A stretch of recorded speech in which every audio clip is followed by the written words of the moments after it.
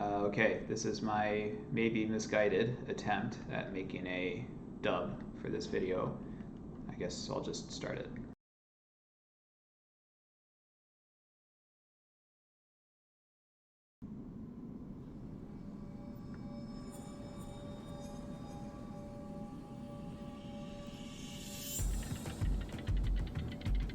For the last story in our lithium series, we will talk about the car. Not to say that the car is a demon with a gas motor and we're all guilty, but at some point, if we want to drastically reduce our greenhouse gas emissions and face the climate crisis, we need to ask about the role of the car, and not just about its fuel source. We meet with 4 experts.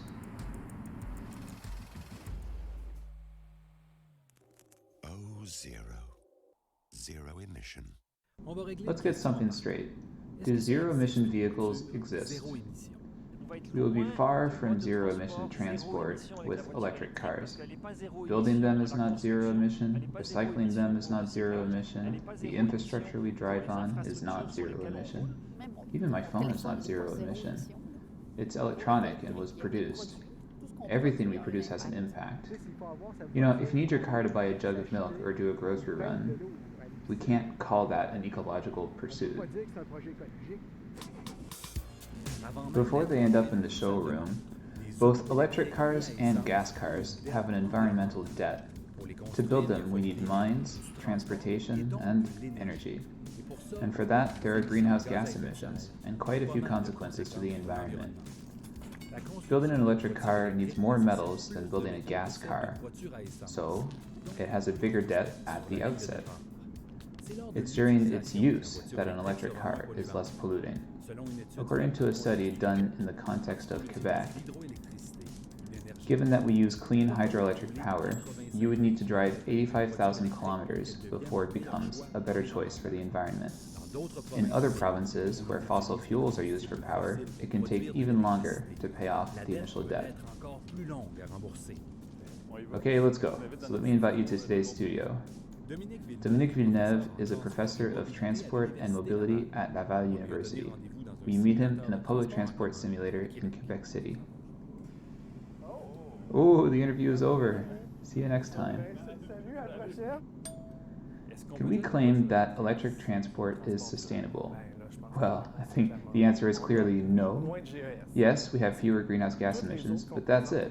All the other problems of car dependence, the ongoing urban sprawl that forces us to keep widening highways to support longer car trips, that forces us to make more trips in general, none of that changes. The electric car is to gas-powered cars what vapes are to cigarettes. Okay, in both cases, we feel better about it because it doesn't pollute our immediate surroundings, right? But in both cases, it doesn't fix our dependency problem. Whether cars are electric or gas-powered, there are tons of other associated problems that don't get fixed just because we change the technology. You know, the second biggest cause of microplastics in the ocean is because of car tires. Well, whether we use electric or gas cars, we're continuing that pollution. So from an environmental point of view, it's a stalemate. Still in Quebec City, we join Olivier Duchamp, an essayist who has written about the role of cars in our lives.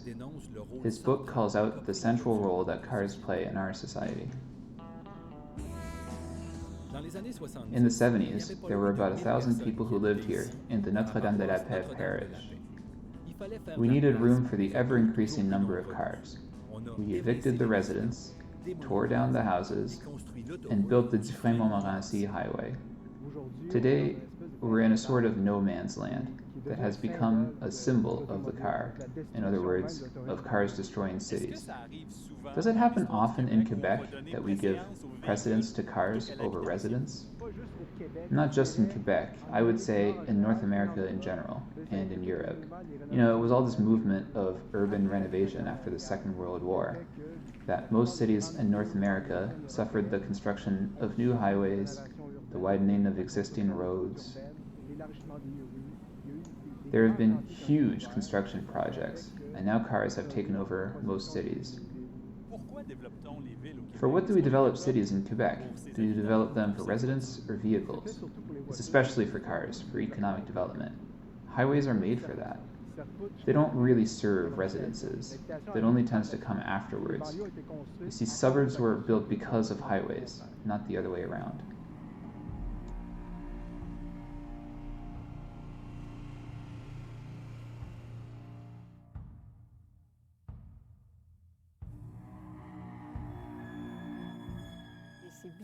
This is bizarre. It's like being in a cemetery. There's like lost souls. It's very troubling. Is it wrong to think that vehicles in Quebec are getting bigger? There's really a growing obesity in cars' footprints. You know, before we had cars that were really long, but now they're really getting taller, wider, very imposing. Still takes more resources to build these cars. Even if the cars are electric, we're still going to need big batteries, so we'll still consume a lot of resources. And as cars get bigger, they take up more space, so it makes congestion worse, and obviously that uses more energy. And by the way, it's not because cars are bigger that they're carrying more. Looking at statistics over time, the occupancy rate in cars is going down. So we have bigger vehicles that are emptier. So I like to say that if roads are congested, it's mostly because of emptiness. We're transporting emptiness. And transporting emptiness is expensive. Every year, it's estimated that Quebecers spend $20,000 per family on their car, maintenance, and gas. It's the second biggest family budget item. We spend more on our cars than on groceries. In total, in Quebec, cars represent a cost of $43 billion every year. Cars stay parked 23 out of 24 hours. It's a highly inefficient expense. No company would ever invest in something that stays idle 23 out of 24 hours. Are we selling the right solution to the citizens when we ask, swap your gas car for an electric? Sadly, we're only selling a small part of the solution. Even if we could replace everything by tomorrow morning, we would still have the problems of urban sprawl, congestion on the road, lacking physical exercise, car accidents that'll happen just as often with electric cars as with gas cars. And nowadays, we talk mostly about electrifying transport, but not about transforming our approach to mobility. And that's what we need. With the money Quebecers spend on individual cars, we would have enough to pay for public transport and bullet trains to cover all of Quebec. Obviously, this would be a hard paradigm shift to accept overnight, but we have to progress towards that to really be able to achieve carbon neutrality by 2050.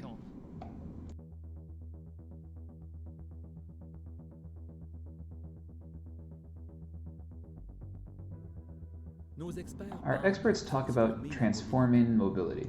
According to them, it can only happen with huge investments in public transport and in making life easier for those who choose to get around without a car.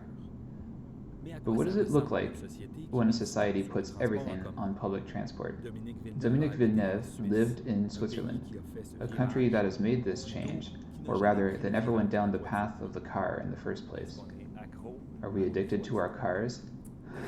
Yeah. But I will say that when I left Quebec, I had a car too. I sold it to buy my plane ticket so I could do my PhD in Switzerland. But not once in 5 years in Switzerland did I miss my car. If we try the experience of good alternatives to cars, then maybe we'll realize we don't need them all that much, because there is a big cost we often forget, that owning a car is pricey for most households. Not everyone can afford 1 or 2 cars. And when we don't have one, we suffer because the alternatives are poorly developed. We need a car to be included in society. That's a problem related to cars that we won't fix with electric cars that cost even more to buy. Consider someone from Rimouski or Chicoutimi that wants to get around other than with a car. It's not easy. It's not easy because we don't provide any good options. Compare Trois-Rivières with Lausanne, right? Trois-Rivières and Lausanne are cities with 137,000 people. Obviously, it's hard to transpose a Swiss city onto Canada, Okay, you don't have the same density, it's not the same geography, but over time, Lausanne has built an infrastructure of public transport. Meanwhile, that's not the case in Trois-Rivières. There is a bus system, but the infrastructure in Trois-Rivières is the highway and the roads.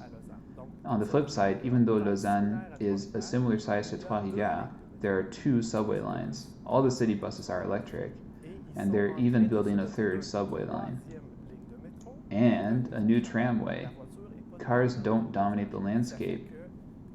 So the statistics are, given equal population, in Lausanne, people made 122 million trips in public transport in 2019. In Trois-Rivières, they made 3.4 million. Big difference. There are ways to develop that aren't all about cars, but we gotta put the money in the right place. Here, the majority of investments are in our road infrastructure.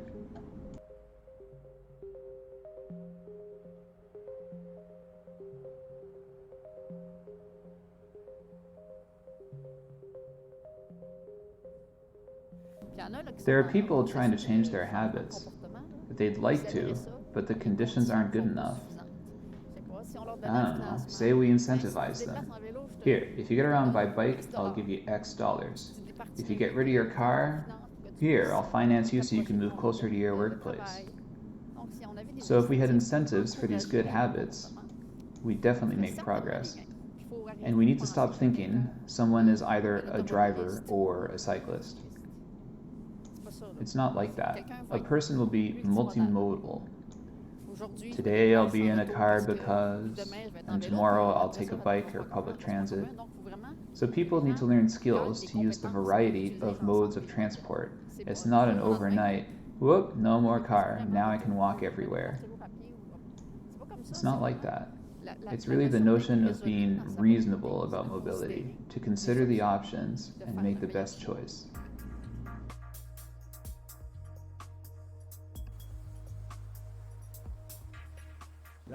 Science tells us we need to reduce the footprint from our cars to meet our climate goals.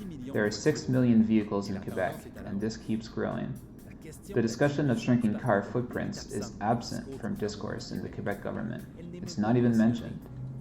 And the Department of Transportation has no target for reducing the number of cars. Politicians need a message that makes people happy and gives them bonuses.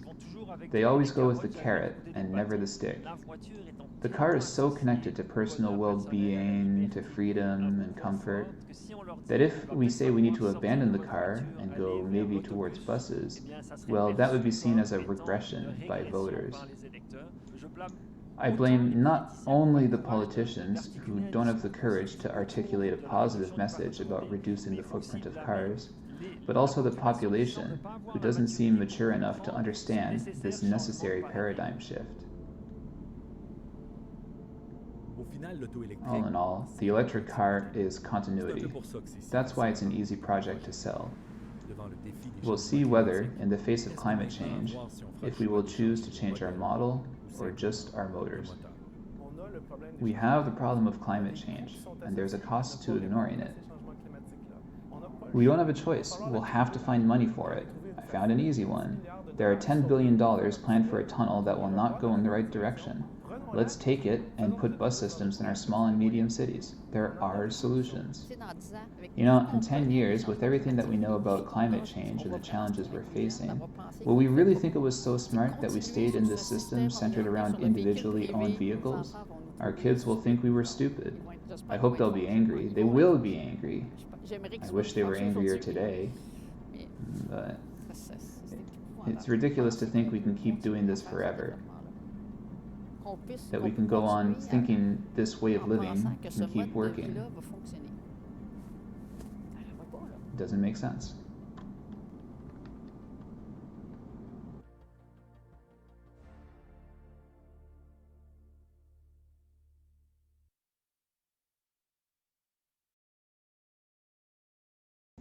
All right. Thanks for watching, if you watched. See you next time.